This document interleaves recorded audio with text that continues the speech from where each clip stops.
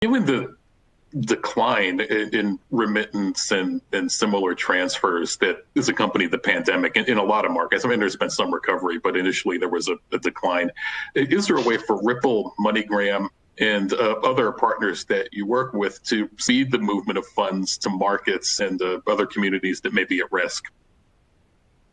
Yeah, I think that's a great question, and I think that unfortunately, as service workers around the world, are not at work, they're not getting paid. That really has an effect for the beneficiaries of those payments and remittances in destinations around the world. I think one thing that it is helping, though, is that it is more efficient for folks to get a digital payment where possible.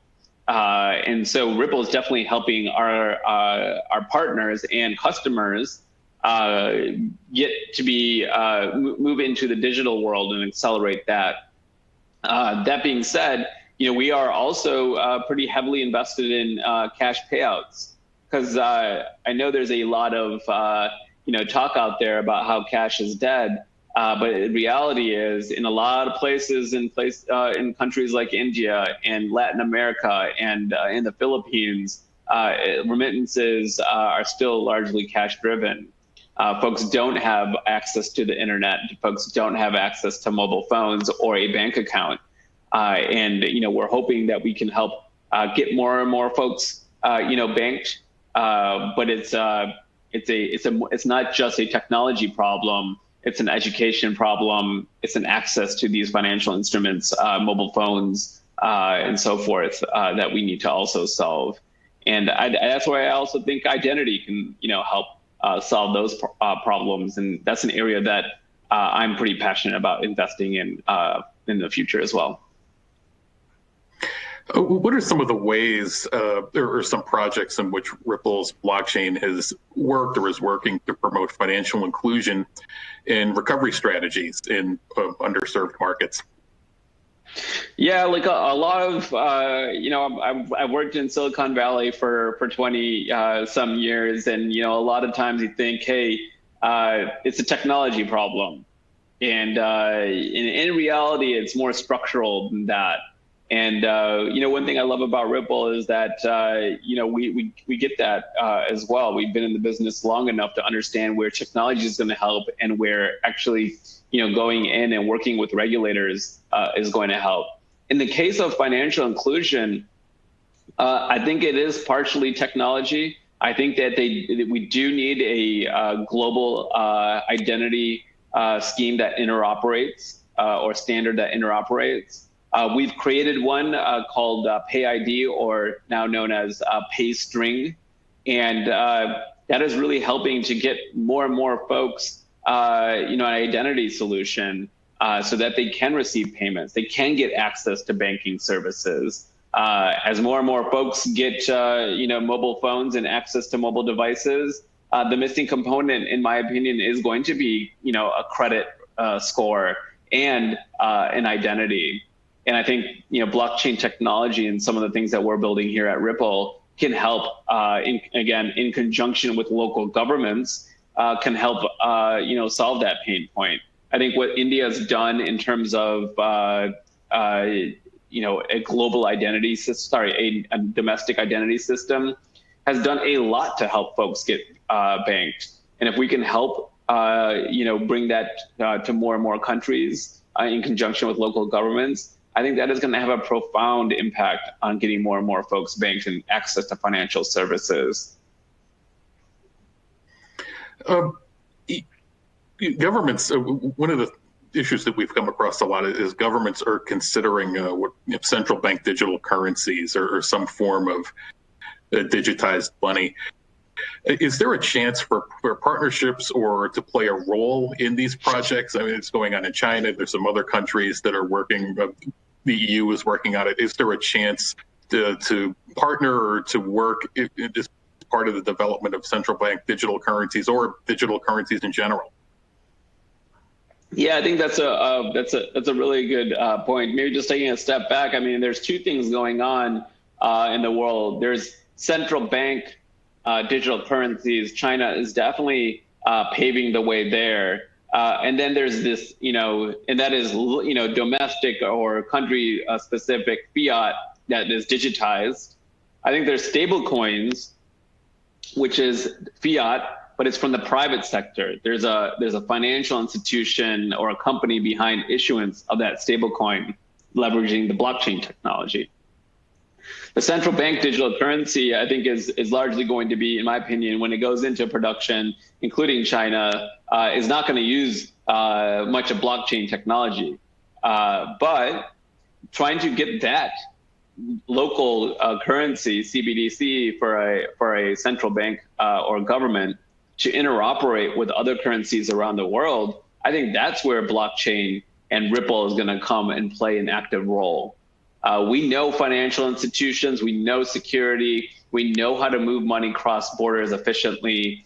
I think that tapping into the local domestic CBDC projects, so again, CBDC, central bank digital currency projects, are going to be a further accelerant for adoption of Ripple technology. But we're going to be there. We're meeting and actively discussing that strategy with several central banks around the world.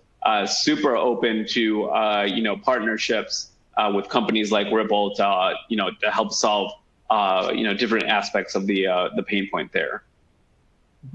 Governments have been dispersing a lot of money around the world. Certainly in the U.S., there's been a lot of stimulus payments, direct payments, and a lot of these disbursements, certainly in the U.S., the performance has been uneven. What kind of role is there for the technology that we've been discussing, but either digital currencies, blockchain, in playing a role in improving government-backed stimulus or stimulus of any kind to help the economy recover? That's an excellent question, and yeah, I mean, it is. There's a lot that needs to happen to make that more efficient, and we've talked about all of them in this call. Number one, you definitely need digitization of the currency. So we talked a little bit about digital fiat, known as CBDC. That's component number one. Component number two is you need some sort of technology to make this interoperable, and so that your currency can interoperate with other banks. Your currency can interoperate with other CBDCs around the world. I think Ripple can play a big role there. The third component, which is often overlooked, is identity. A big problem is the government doesn't know who's getting paid, who's not getting paid, doesn't know who actually received the payment.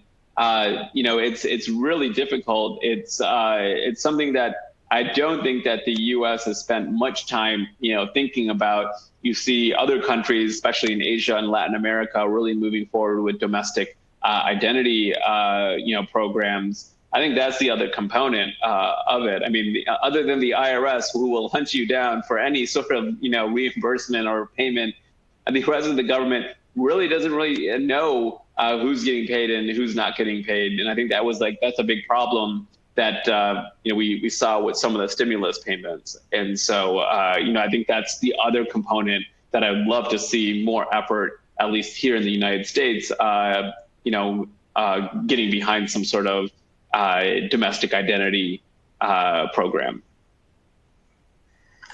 Ripple has contributed to updating messaging standards, particularly the ISO 222 standard, which attaches information about a payment to a money transfer that's identifiable for all banks in the network.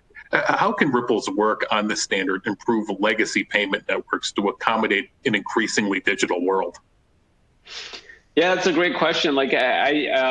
Our strategy from day one has not been about creating yet another proprietary solution out there.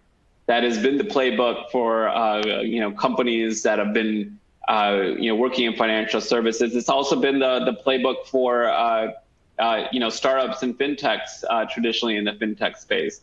We think there's a bigger opportunity of helping create technology to bring all these proprietary networks together. And if you really, really, believe in that, then like we do, then you have to get back behind the most relevant standards. And that's, some of our work, with the ISO body and adopting that to make sure that, hey, listen, if you use Ripple in our technology, then it'll interoperate with other networks that are out there as well. Now, I think that some networks don't have the means to upgrade their systems. So you can have a brand new, standard, but you can have this old legacy system, and it'll be like driving a Ferrari on a dirt road. You've got to have both.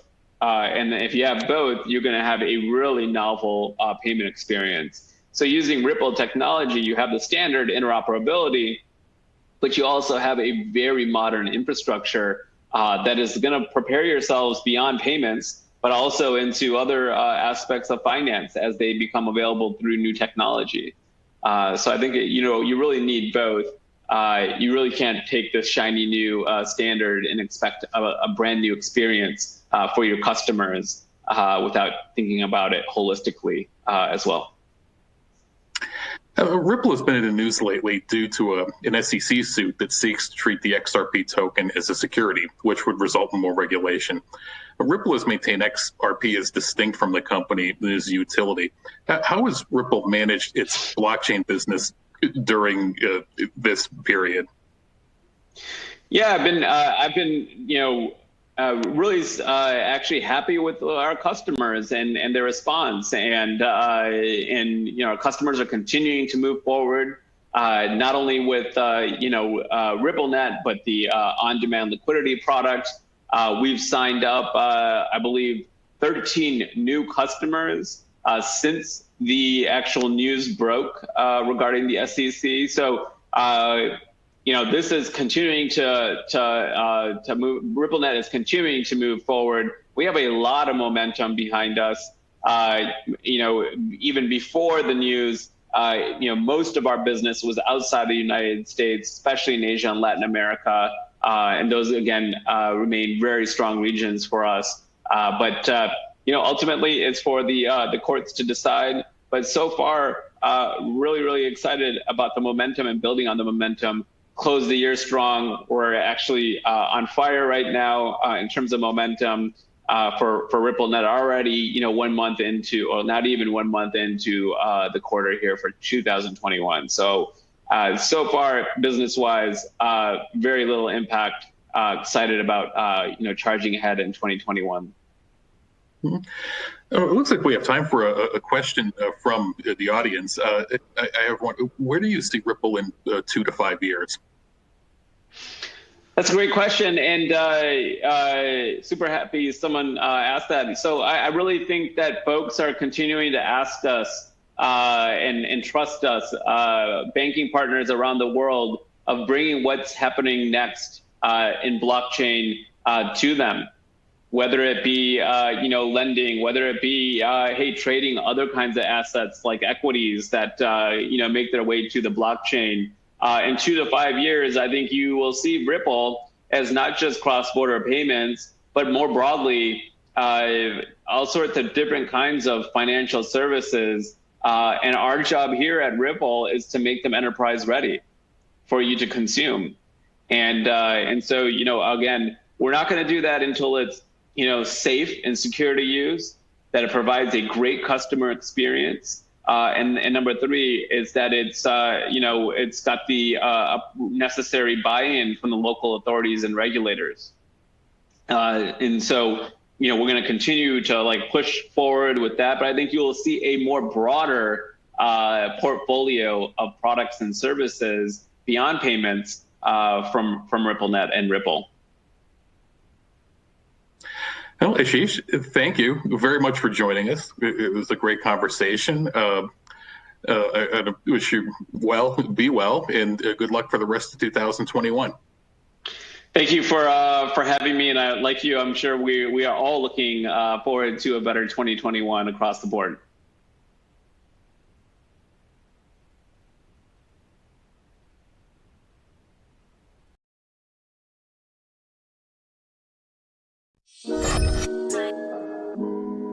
And when we blow, ain't no told you so's. I'm a big ghost.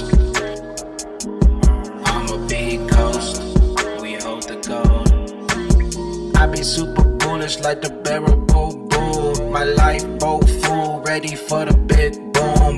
Astronaut suit, headed for the moon with my whole gang crew. Had the 2020 vision, yeah, we all knew. Now we pulling up in something brand new. New house on the avenue, beach house and cabin too. Normally I don't flex, but I had to go all out.